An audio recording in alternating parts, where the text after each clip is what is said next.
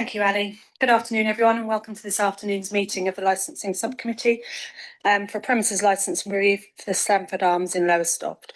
The first item on today's agenda is to seek nominations for a chair, please. Councillor Robinson. Thank you. And a seconder? Second, Councillor Keith Robinson. Thank you. Over to you, Chair. Thank you very much. Welcome to this afternoon's meeting, everybody. It's a bit warm in here. Excuse me taking off my tie, but I'm choking.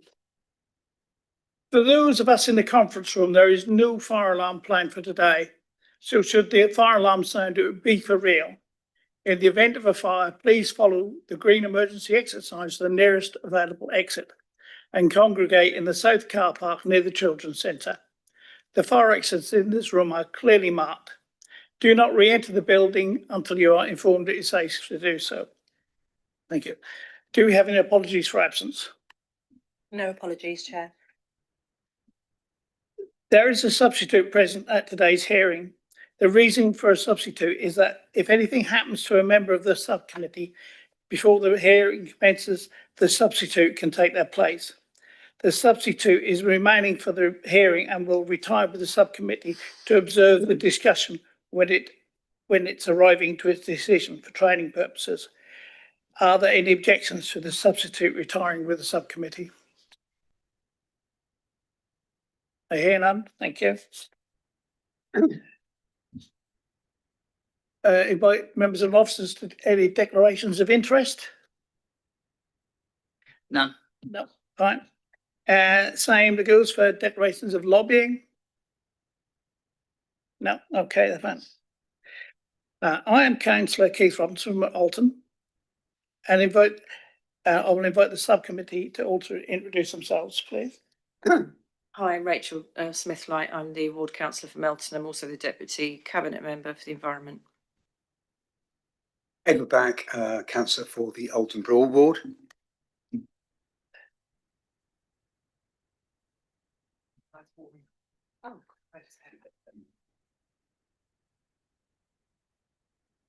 Sarah Plummer, councillor for the Beccles and Worlingham ward. Okay, well, now I'd like to invite the legal officer to introduce himself. Martin Clark, licensing lead lawyer and legal advisor for this meeting, and to my left is Jemima Shaw, who's a solicitor, is a counsel here for training purposes. Thank you. And the Democratic Services officers, please. Katie Cassidy, Democratic Services Officer, and I'm clerking today's meeting. And I'm joined by my colleague Ali Stone, who's hosting, and Maxine Green, who's supporting the meeting today. And the licensing officers, please. Max Cockerell, licensing officer, and to my left is Jodie Fisher, a licensing officer. Thank you. And Tiffany Bentley, licensing manager. Thank you. And the applicant for review, who will in turn identify his or her colleagues, please. John Corkett, representing Suffolk Constabulary. I'm the licensing officer for the East Suffolk area. Thank you very much. And the premises licence holder and representative, please. Benjamin George Whitten, licence holder at the Stamford Arms. Alongside me is my daughter Daisy Whitten and partner Holly Baldry. And any other witnesses you introducing? I have lots of people behind me. Support, but support. actual witnesses. So there is a couple of witnesses there. Liam is here, which I wrote on my thing that he was there on the night. Yeah, okay. Right, thank you. Interested parties who have made relevant representations, i.e. local residents. Do you have a spokesman? I did write to Ross's office. Can't hear him. When you speak, can you come up and use the microphone, please? So if you press the button on the right until you get a red light and then turn it off afterwards. It's because of the live feed. So. Yeah. Right. Hello, I'm Colin Beresford Slynn, a local resident, and I wrote to the council regarding the licensing issues. Thank you. Okay, everybody happy? Okay, good. I'll invite the legal officer to clarify the procedures at this point, please. Yeah, the procedure is the running order will be, first of all, the licensing officer will present their case, and then the police, and then the license holder, and then anybody who's made representations. In turn, the running order for any questions will be the subcommittee goes first, then the licensing officers, then the police, then the license holder, and then myself. And then following that, there will be closing speeches in the following order: licensing officer, police, and then the license holder. So the license holder does get the final say. If I can just raise a couple of points, it's my understanding that the intention is that the police's representations will be in public until the final video, which is there is a final video, if I can put it that way. In relation to, and then when we're going to private session, I believe the intention is to go into private session for most of the license holders' representations, in particular during the videos of what is happening inside the public house. I understand there are 2 witnesses who were actually in the public house when the incident occurred. Those 2 witnesses will be allowed to stay during that period, so they'll be asked to leave whilst the police are doing their private part. But when the license holder starts his representations, those 2 witnesses will be allowed back in to enable those witnesses to give evidence. But everybody else will be asked to leave. And then once we have done the bits or the parts of the hearing that need to be in private, towards the end of the license holder's representations, everybody else will be allowed back in, and the license holder will be able to finish off his representations in public, and then the rest of the hearing will be in public. And then following that, in terms of the representatives, each one of them is entitled to speak if they wish and put forward their say. It may be if everybody is saying pretty much the same thing, you wish to appoint a spokesperson to say it. But if everybody wants to have a say, then they can have a say. And then when the decision is made, what will happen is the licensing committee will retire, and then the decision will be announced within 5 days, so that we will not be returning to announce the decision today. Thank you. Right, where are we? Lost my page.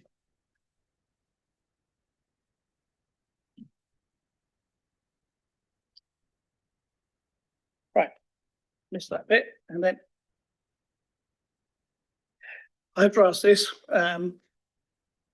applicant review, do you wish to withdraw your case? No, councillor, we do not. Thank you.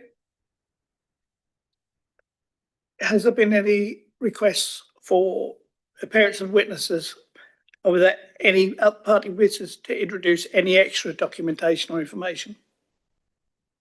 The 2 witnesses Mr. Whitten mentioned, they are behind me, and all the additional documents have been forwarded over before this hearing. Okay.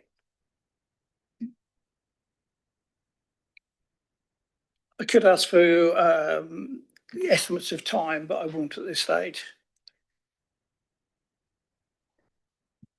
Right, let's start the hearing. Can I ask the licensed officer to summarise the matter before the subcommittee, please?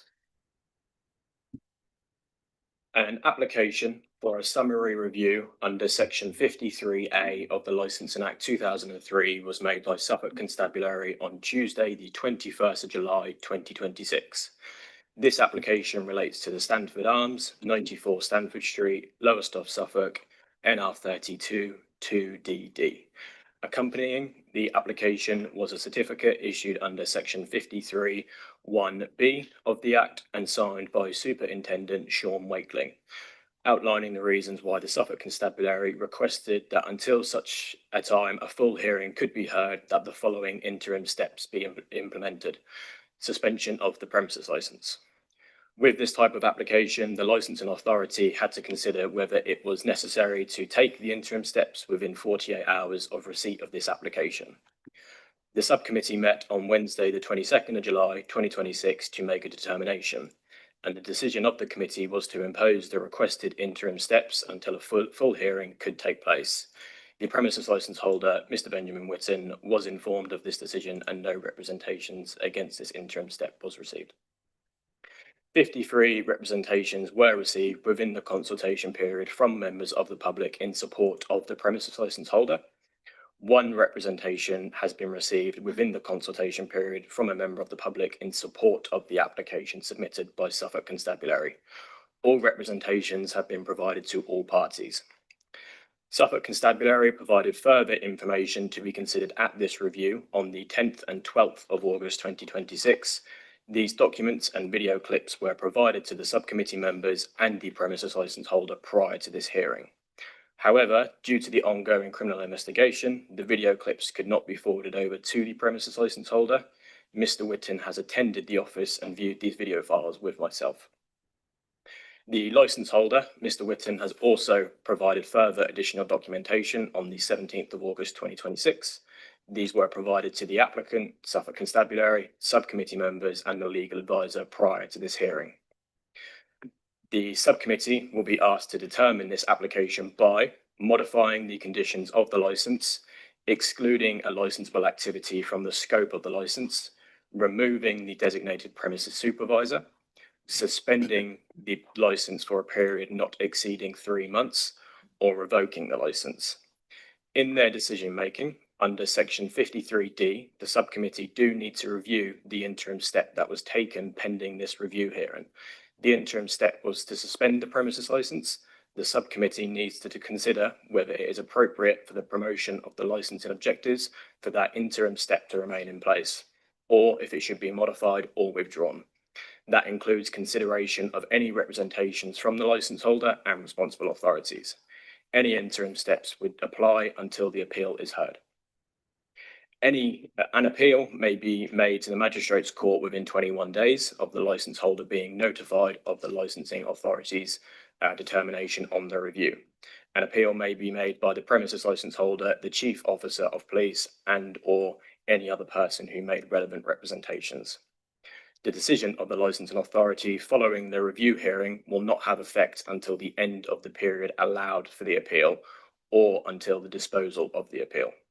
When announcing its decision, the subcommittee is asked to state its reasons. Thank you. Do members of the committee have any questions for the licensing team? No. Okay, I'm happy. Any other points of clarification for the you need?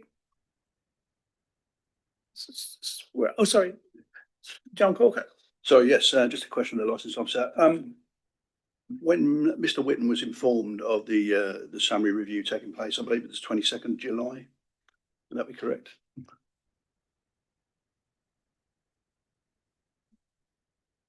Yes, that was correct. And on that day, a number of representations were received. Can you remember how many that was on that day?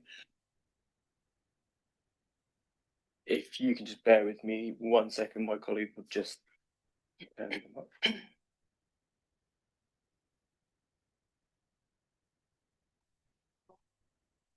24 representations. On that day, in your experience, is that unusual to receive that many in that such a short space of time? The number of representations received within the first 24 hours is not something that the licensing authority would regard as either normal or abnormal. We are aware that this has had some significant local interest in the review, which may have increased the amount of representations received. Thank you. No further questions. Thank you. And now I'll ask Mr Corker for the reasons for seeking the review, please. Thank you, Councillor. Just to make clear, this is not a criminal trial. The criminal trial, or if it ever comes to that, is a separate matter. Can I just step in? Sorry, I do apologize. I don't mean to interrupt, but I believe that the licence holder has a chance to ask questions of the. So I did ask for the points of clarification. Yeah. Do you have any? Nothing to be added. No. Okay. Thank you. Yeah.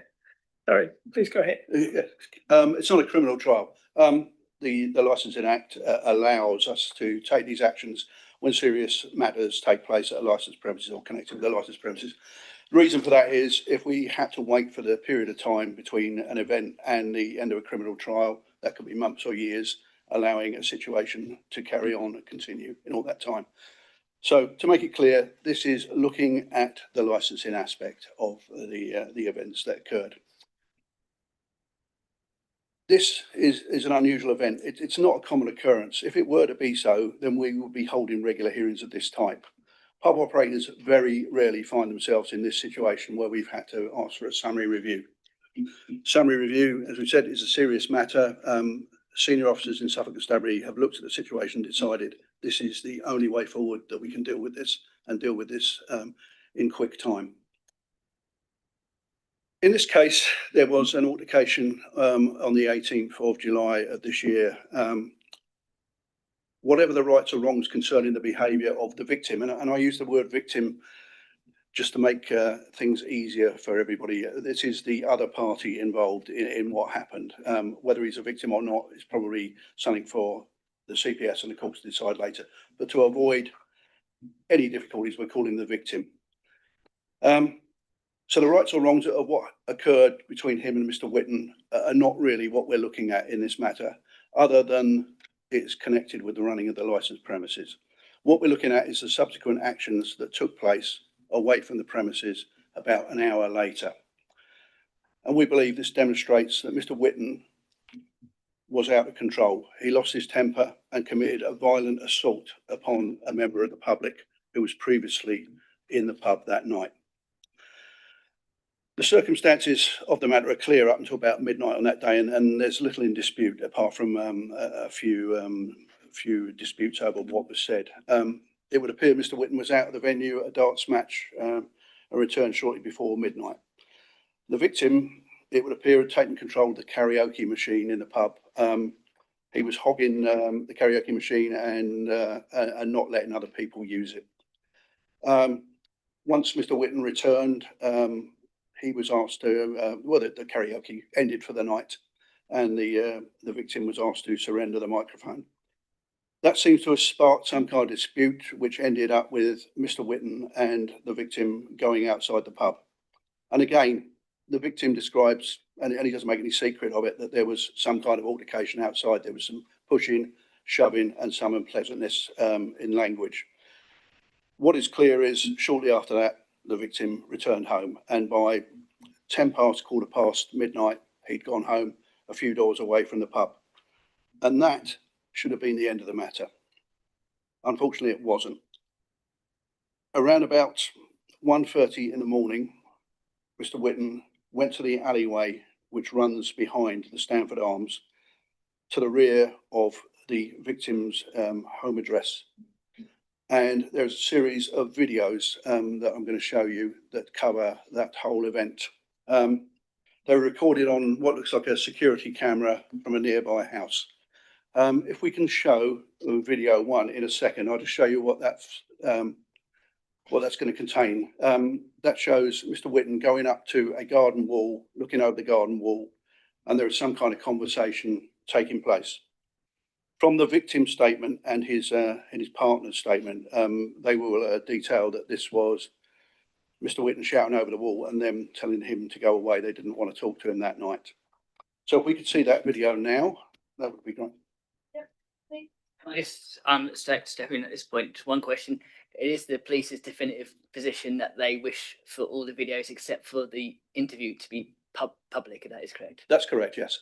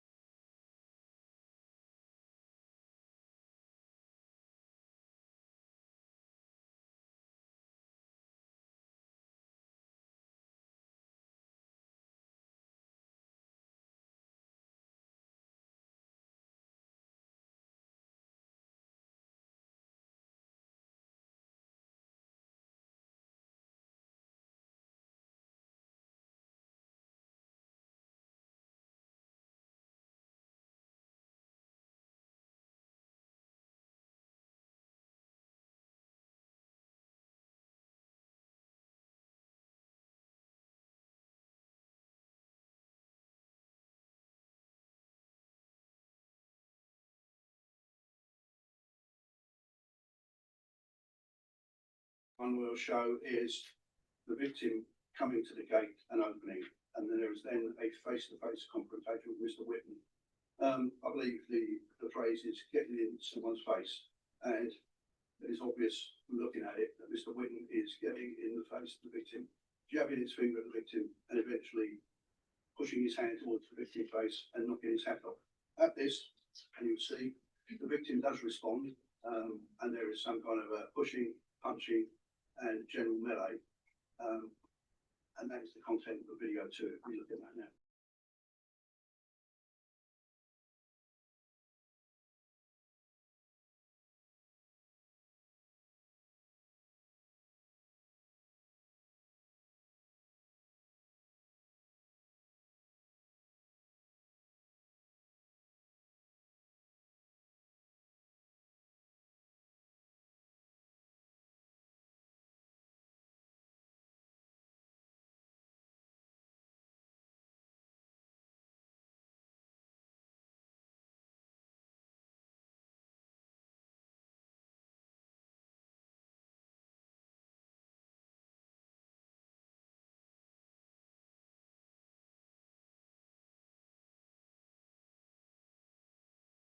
Did not make the first move there. It was made by Mr. Whitten. We go to video 3, which is going to be quite graphic, and there is a lot of sound to that. This is a nasty and prolonged assault with the victim being punched to the ground, continues to be punched long after he offers no further resistance. Can we please see this video?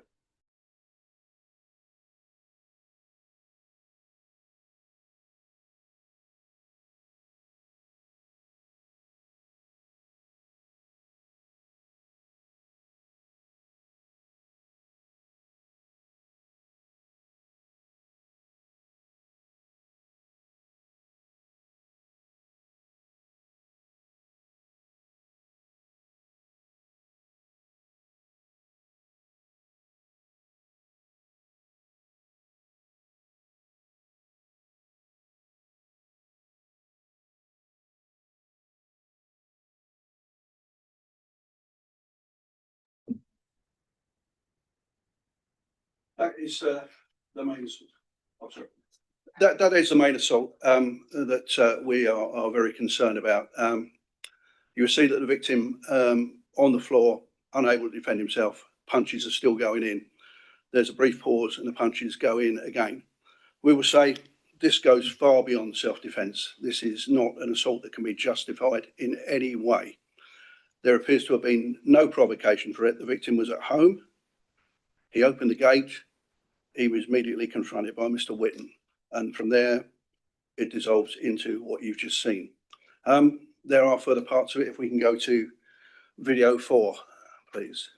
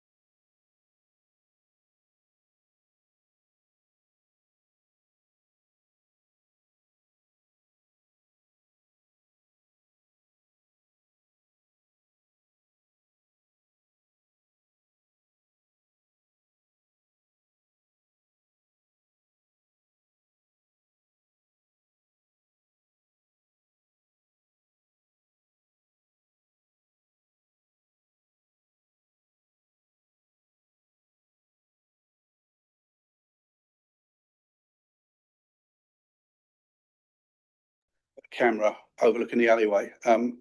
Constabulary do not believe that Mr. Whitten was aware at the time that camera was there, and we would evidence that by his statement at the time of his arrest and subsequently later in the proceedings when he claims he only used one punch in self-defence. That clearly is not true. If this was a one-off occurrence, then we could probably look at it slightly differently. Unfortunately, it was not, because during the course of the investigation, other video evidence came to light of an event on the 17th of June of the same year, about a month before, where Mr. Whitten is seen pushing an older man down the street and using similar language to the language you just heard there about threatening him not to come to his house or come near the pub. Can we see that video, please? That's labelled the 17th of June.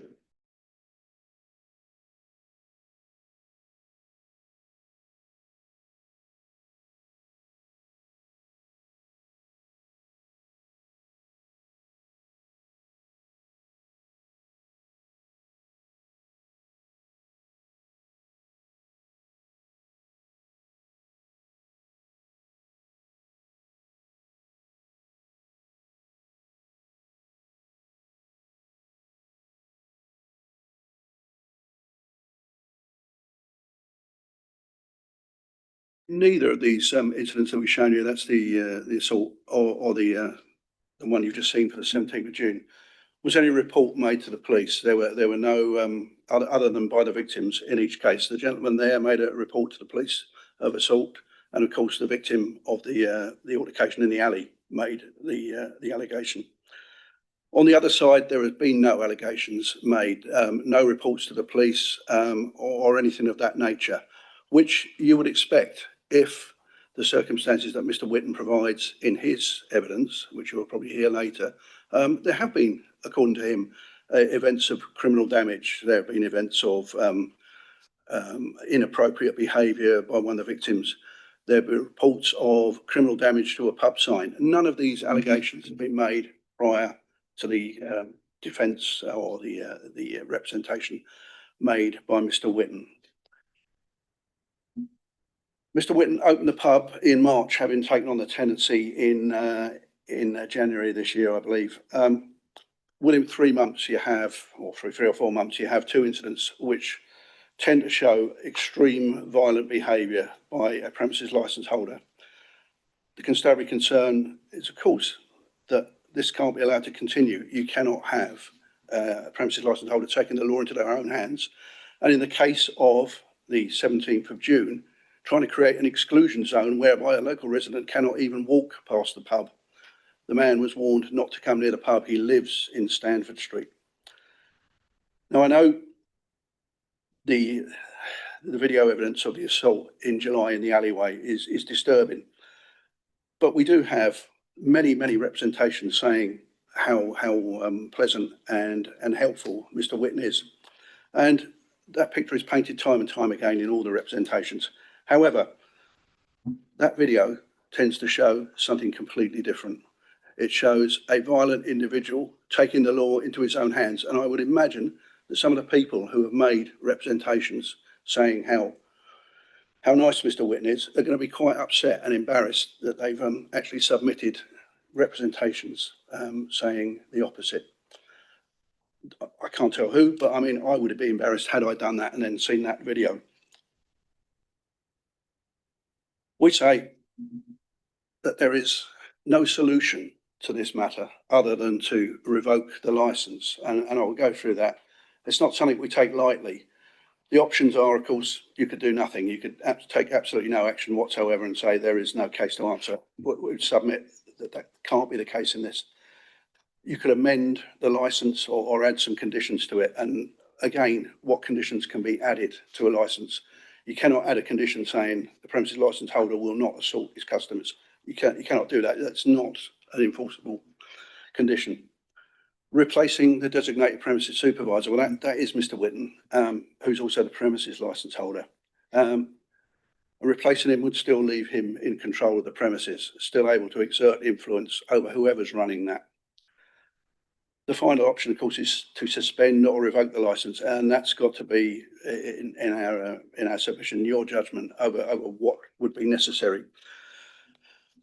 I'll remind you that your local licensing policy puts it upon you to do all you can to uphold the objectives of the Licensing Act and prevent crime and disorder. And we would say the only way to do this is to take the action that we are suggesting. Unfortunate as it is, and I appreciate that there are lots of people who think it is a wonderful pub, and I'm sure it is. The danger is if just one person ends up on the pavement with a cracked skull or ends up with brain damage or even dead. I don't want to be sitting here in 6 months' time going through this again when somebody has died as a result of the actions and the uncontrolled temper that Mr. Whitten has exhibited in these videos. I think that'll do for my presentation, councillors. I've got nothing more to add. There may be some points I wish to make in the summing up, but thank you. 4 questions. Can I just ask one comment? One thing that the subcommittee will need to consider, this is about prejudice to anything else. Sorry, Martin. I just forgot. I forgot to show a video of the arrest. Perhaps that would be helpful as well. Could we show the arrest video?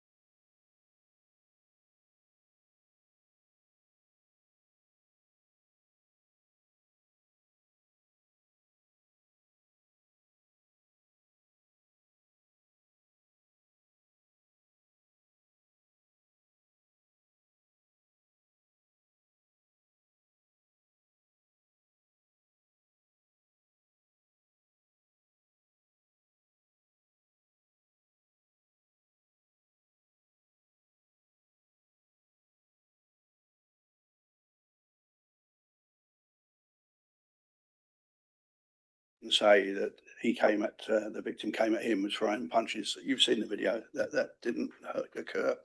And that only one punch was thrown in self-defence.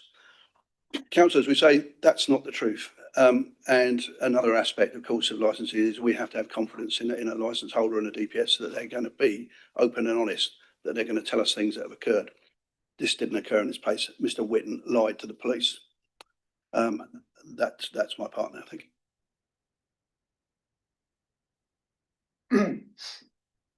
Thank you. Okay, do you have any questions for Mr. Corbett?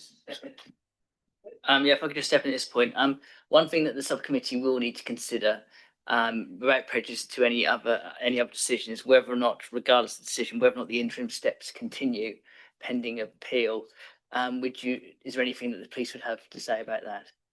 Yes, definitely. The superintendent who signed the certificate was anxious that these steps were taken in the first place to prevent further assaults and danger to the public. So it will be our case that the interim steps should continue. Thank you. Just what to be done before the committee. Clarify on that. Do you have any questions? Not at this stage, no. Okay.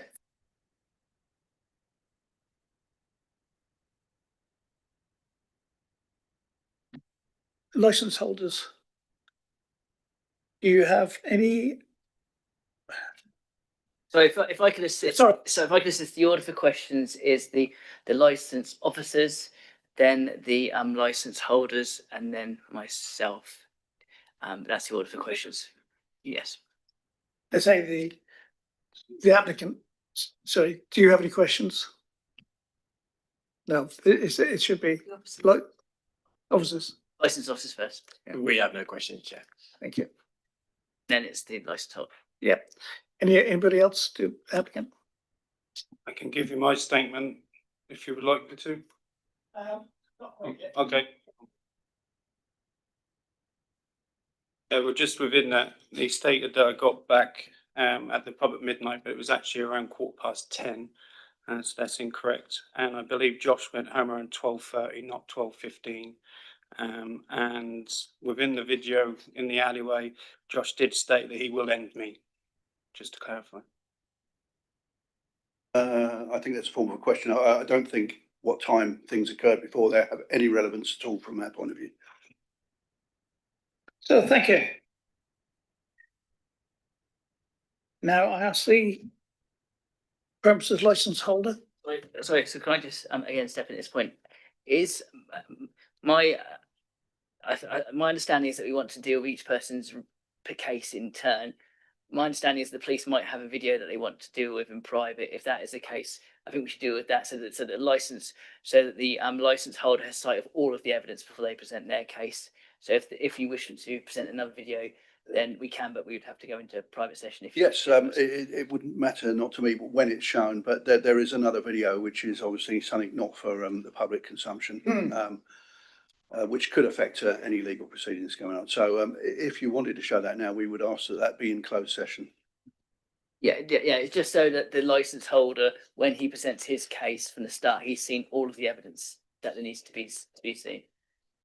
Okay, so the license holder, if you can present your case, and then we will go into closed session. No. Sorry. I think the position is that the recommendation is that you go into closed session. Oh, sorry, yeah, go into closed section now. To allow the video to be shown, and then remain in closed session during the period where the license holder wishes to show his videos, to allow free and frank discussion without any prejudice.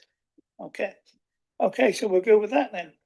It has been recommended that under Regulation 14 of the Licensing Act 2003, Hearings Regulations 2005, the public be excluded from the meeting for the following item of business on the grounds that it involves the likely disclosure of exempt information as defined in these regulations. Do I have a proposer, please? Yes, I propose that we go into closed session. And we've all, okay, we're now going to close section now.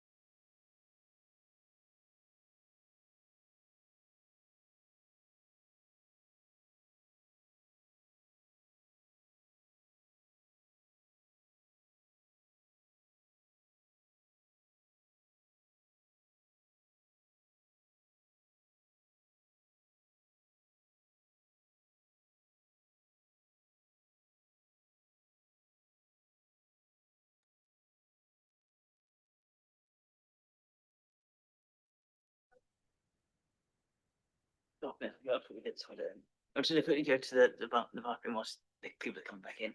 Just keep an eye on it.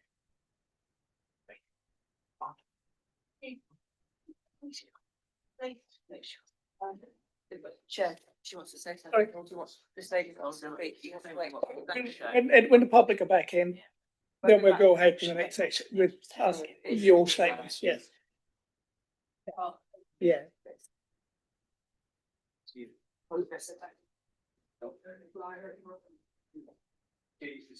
You can ask. I mean,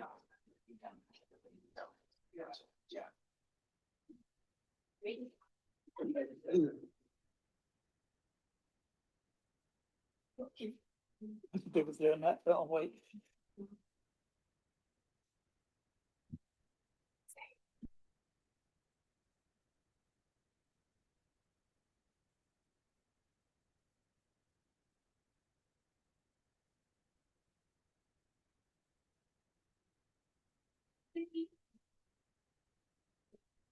I'm just waiting for Martin.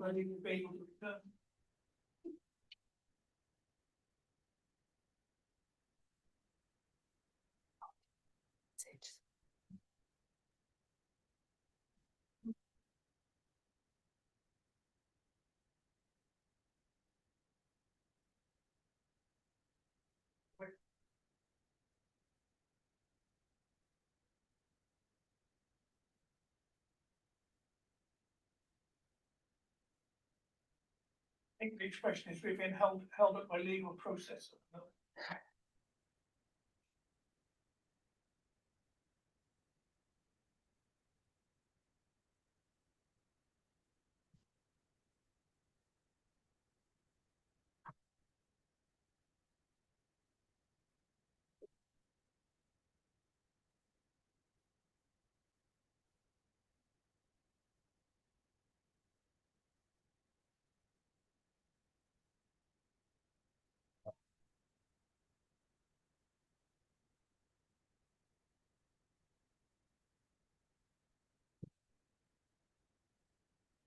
Thank you.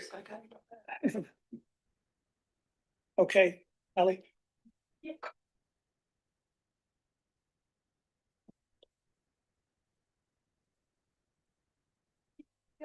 Okay, we're now back in public session. It's the turn of the witnesses to make their statements, if you like. I don't know who wishes to go first. Please go ahead. Yeah. Yes.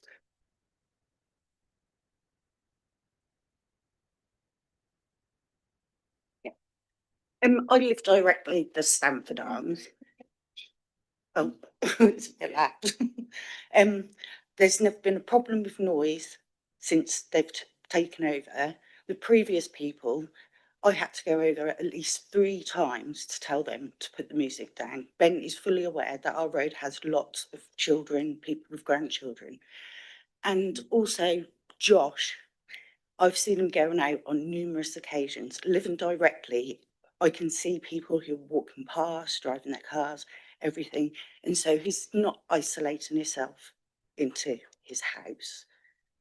But sitting on my doorstep and sitting in my front room, you get to see things. And yeah, I just want to put that across, that there's never been loud music or anything of the sort, to be fair. Oh, sorry, and Matrix, he is a total problem. I will admit that to people up the road, everything. He is very friendly with Josh, but he is a nuisance, in all fairness, not just at the Stamford Arms pub, at various pubs. No, I don't.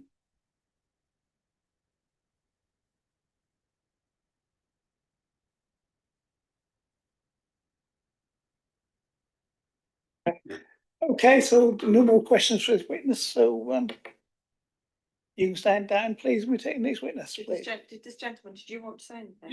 Yeah. Okay. Yeah, I'm Liam Cross. I was there on the night. The one bit that did stand out to me was you can see in the video where I went outside where the confrontation was starting to happen. I can say that at that point, there was no act of aggression from Ben. He was purely trying to de-escalate the situation and tell him at that point that it was the end of the night.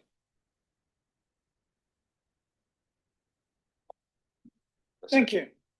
Does anybody have any questions for this one? I don't think so. No. Okay, anybody else? No? Okay, thank you. And your turn. Hello, I'm Jennifer. I'm the taxi driver in the footage shown. I can't comment on some of the videos because I wasn't there. But numerous times I have been at the Stamford Arms being called out to pick various people up from in and the surrounding area. That's my job. And all I've heard is very positive things to do with Ben, Holly, and their daughter. And they've turned the place around, and they have all the customers have said, wow, that, you know, they've done a fantastic job. On the night, I have put a statement in. I was there to collect Liam, who's just spoken, and I was trying to get Liam, basically, come on, Liam, let's go, you know, time's money and all this, I need to go. And his partner was in the car. But I did obviously see Ben in a calm manner and respectful manner, as he always is when I see him, obviously on outsider looking in. And he did say, he did try and just de-escalate the situation. I did see him in a calm manner, just telling the other person just to leave. But I can't comment on anything else. But he has always been respectful to any time, and given time I've picked anyone up at any moment during the day and night and the early hours. That's all I can say at the moment. I haven't ever seen him in an aggressive manner, or speak badly of anyone else. All he's done is be there for the community, and he's very conscious of the noise, especially with the pub and all the residents around. He does keep to the times, and he does tell people to move on. That's it. Thank you. Do you have any questions for this witness? Any other parties got questions for this witness? I believe Daisy would like to make a comment or statement, the daughter. I'm Daisy, I'm the daughter, and on that night, Josh was really aggressive. He pushed one of my friends. She had bruising on her leg and cuts, and he also pushed her partner into the road. And obviously he was just like unaware of like why, which is showing that Josh is aggressive. And also when I was standing at the end of the alleyway, Josh threatened me, and that's the clip. Okay, it's okay. Just take a minute. Sorry. Unfortunately, they didn't give the clip long enough in one of the videos in the alley where we was leaving. He did get aggressive towards Daisy at the top of the alleyway. Yeah. And he was threatening me with his shoulders back, and just basically, I just was really scared. And I just didn't know what to do. So I just walked back into the pub with my dad. And I would also like to say about Matrix, he is a threat to the public. He is really inappropriate towards girls. And he would always stroke my arm. And I'd feel so uncomfortable. He would just say like things, and I'd be really uncomfortable. And he'd just like, I'd try to like move away, and he would just like make weird comments and just he's just, yeah. I think we'll leave it there. Obviously, she's young. And that is the reason why he got barred from the pub in the first place, because he is a danger to women. He is a danger to girls. And it's not just our pub, it happens in every pub. And yeah, I'm very surprised he's able to go into any pub in Lowestoft, if I'm honest. That's Matrix, that is. Thank you. Thank you. And at this point, I will ask us, Any other interested parties to like to address the hearing? There is just one more I'd like to ask. sorry, please. If Adam's still here, obviously we had some news of how good we are the day that I got arrested. So if Adam could just kindly say that, which wasn't in his statement, that'd be great. Please, he can come up. All minutes.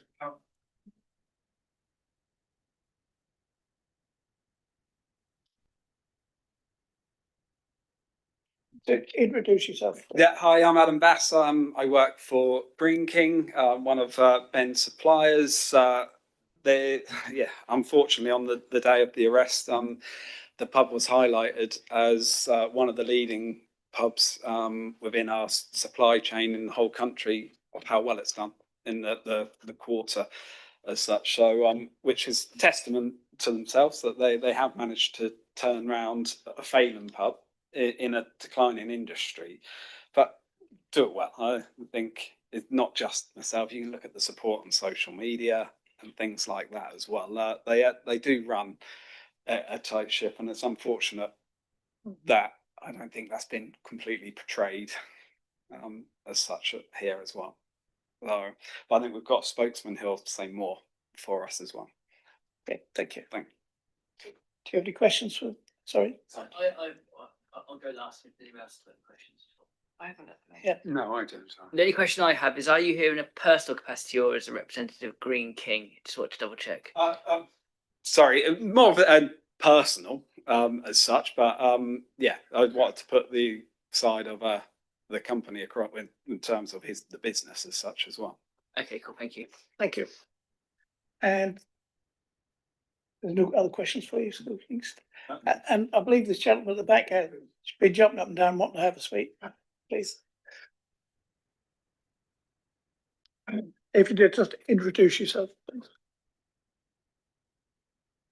The right hand button, that's it. Okay. Hi, I'm Colin Beresford-Slynn. I live down that alleyway where the altercation took place. But it's today I've got a couple of questions really. One for the law side of it. In these days of awareness to protocol, I didn't see any of the officers explain to Ben that he was being videoed at the time of the prior to the arrest. Is that normal? It's up to you, John, whether or not you wish to answer. It's not really a witness. It's completely irrelevant to what we're dealing with. Okay. We're not dealing with police procedure, we're dealing with a licensing matter. Yeah. And as an ex-landlord, you should be aware of that. Yeah. Well, I've always tried to Okay. be a good citizen, not just a good landlord. I thought you wanted to speak for. On behalf of- The other thing is, it was possibly bent towards a negative feeling about the landlord, and you're saying that people would possibly retract their statements about how they feel about the landlord. And I'd just like to say that I don't think that's really relevant either. But just a show of hands, how many people would actually retract their statements? Excuse me. This is not. We are asking you whether you've got anything to add to the discussion as witness wise. Oh, yeah. Unless you're the legal counsel for. No, I'm not legal counsel at all. No, I'm trying not to be a barrackroom lawyer either. I'm trying to make a feel for the whole. If you've got something to contribute as a witness to the events on that night, please go ahead. Yeah. Okay. Well, the only two things I can add to this is, apart from the massive support he's got from myself and my family, who have been treated with the greatest of respect, and all the efforts that the landlord and his family have made to make myself, my children, my wife, my brother-in-law, my sister, their children welcome.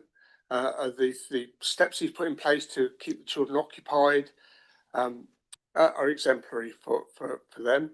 And this Matrix, who I don't want to assassinate the guy's reputation, but I think he's got a drink problem, and he's also got a criminal record which is associated with drink. I couldn't swear on that.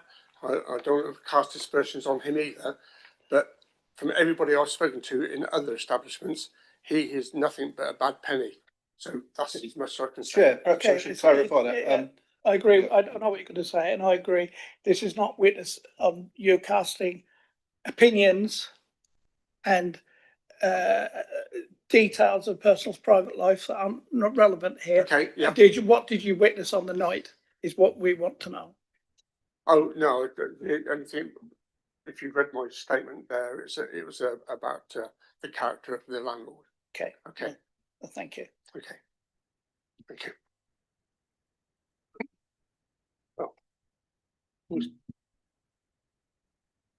Is there any other representations?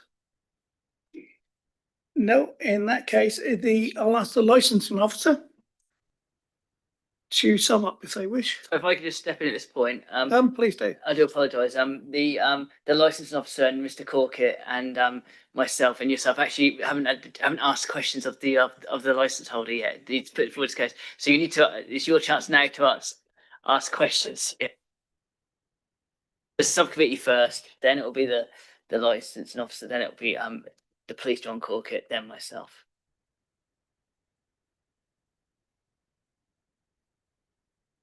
I have no questions for the licence holder. No. I've got one question. Obviously, I looked at all the CCTV footage that came through, including the CCTV footage of the body cam footage that was taken on the night. You did make reference to the fact that many years ago you'd been arrested on a previous occasion. I just wondered whether or not you could possibly tell us what the nature of the offence was at that time. It might give us a better picture. Thank you. It's fine. As a child, me and my father had a domestic, and obviously I got arrested for that. Thank you. Please. We had no questions, Chair.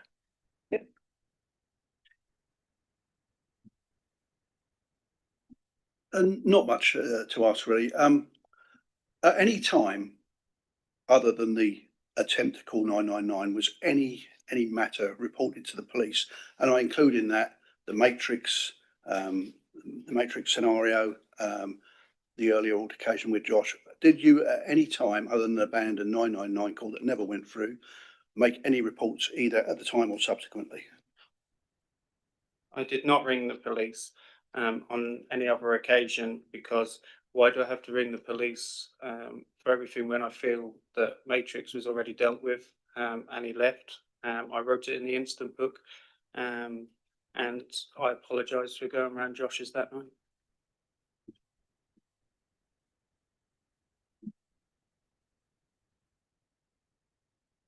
Okay, thank you. I mean, I have a couple of questions. Number one, in relation to the incident outside the complainant was property. Obviously, as a landlord, you and a personal license holder, you're aware of your responsibility to uphold the license objectives. How was attending his property at night upholding license objectives? The only reason that I went round there is because I had a conversation with Mark, his friend. He hadn't ever been a problem in the pub prior to that night, and because he only lived two doors down, I felt that I would have been okay to go and reason with him to see what was going on with the night. But yes, I apologise. And then the second question I have is in relation to your interactions with the police. Again, license objectives.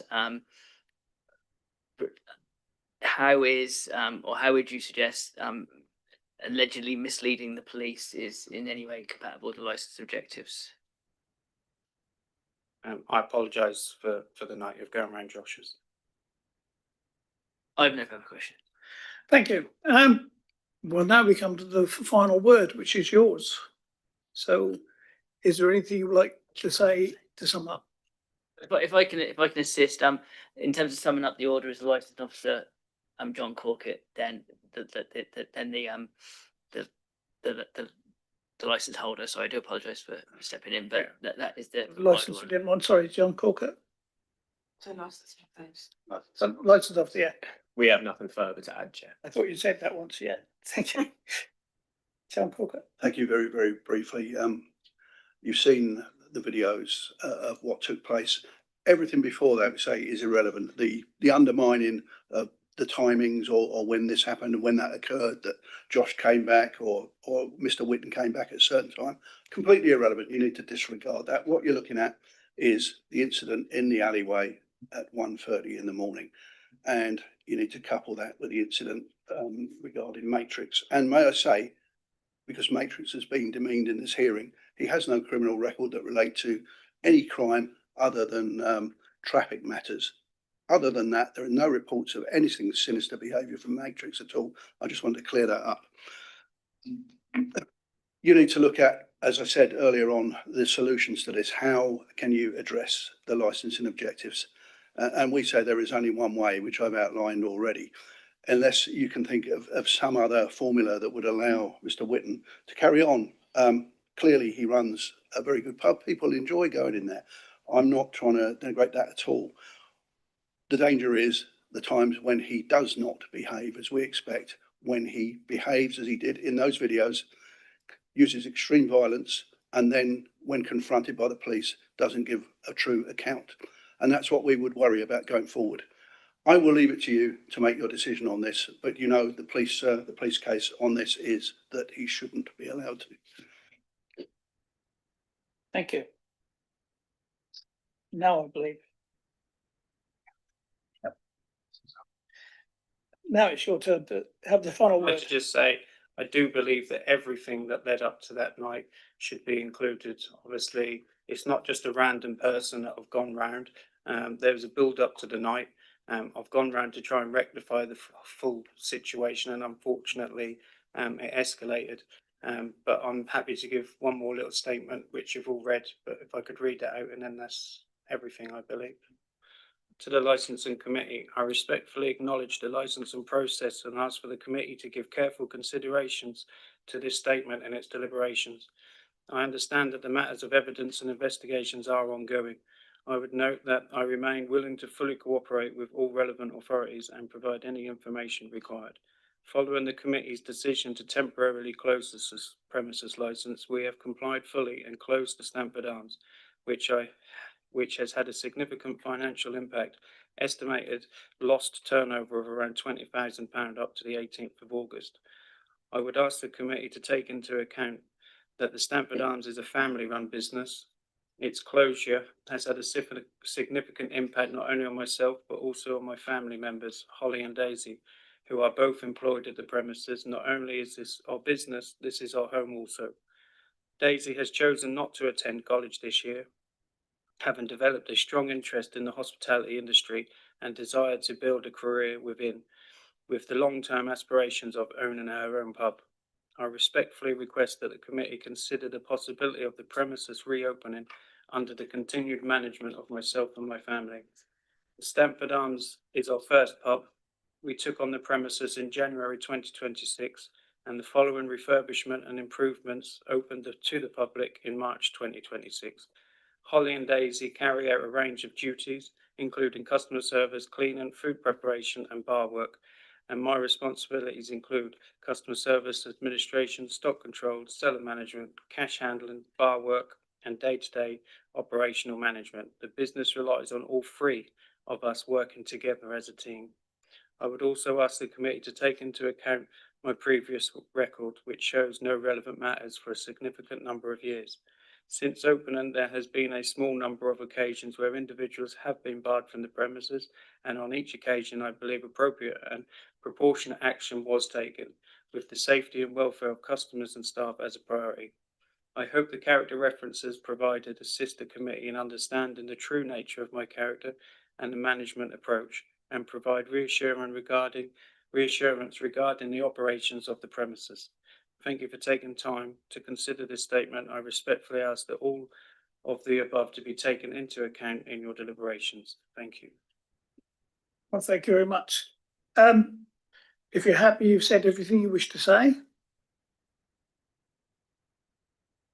I believe so, yes. Thank you.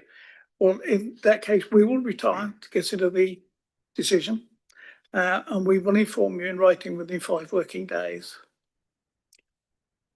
So is the pub obviously still closed until then? Because the 28 days is obviously up at this moment. What I would actually, I was going to raise that point. And one thing you may want to address, speak to the committee about, is that the committee needs to decide whether or not, regardless of the decision, whether or not the interim steps that were taken to suspend the license should continue pending any appeal. So, because what happens is that if the decision is, say, one way or the other, they then need to make a separate decision about whether or not the interim steps that have been taken that have closed your pub should continue pending any appeal.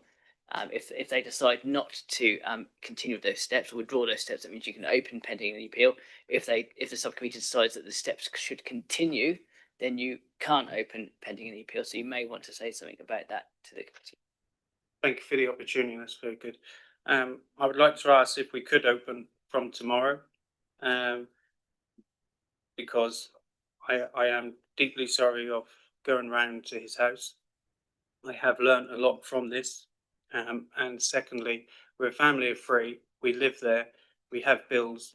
I'm not going to lie, we are sort of on the breadline now because of 4 weeks in a pub with all the high bills is very, very high. So yeah, I would like you to consider that we could open from tomorrow, maybe with restrictions, just so we can actually earn some money. Thank you. Is it, if I ask for a little bit of advice now, is this a decision we need to make before we leave this room? No, you can make that decision as part of Yes. the decision So- notice. We can make the decision, in the decision upstairs. You'll be informed quite quickly about that? Yeah, that will be part of the decision notice. We'll make sure that is part of the decision notice. There'll be effectively two decisions. What The I'm first, saying is, we offer to give a decision within 5 days, but there's an interim period. How will we let them know about the extension of the conditions? as long as it's done within the 28-day period, then it's fine. If it's not within the 28-day period, then we will need to make a decision. The conditions still apply until we get the notice? Yeah, but we would need to make sure the decision is Yeah. done within that period. Okay. I believe the 28 days is up to date. Sorry, John, if you can assist. Yes, just, I think it's tomorrow the actual paperwork was served, so I think 28 days is tomorrow. And my instructions are that we would ask that the interim steps continue. That's the constabulary instruction. Well, in that case, we would need to make sure the decision is published by tomorrow. By tomorrow, so if we make when we go retire, we can make that decision and inform you straight away? No, well, what we would do is, I imagine we will make the decision and formulate the decision as soon as possible, and the decision would then be published, I would imagine, tomorrow. That's the aim. I think it's fair to say. Okay, so I won't try and eliminate this gap. Yeah, my understanding is, from what Mr. Corker has said, is that it's tomorrow that the 28-day period is expires.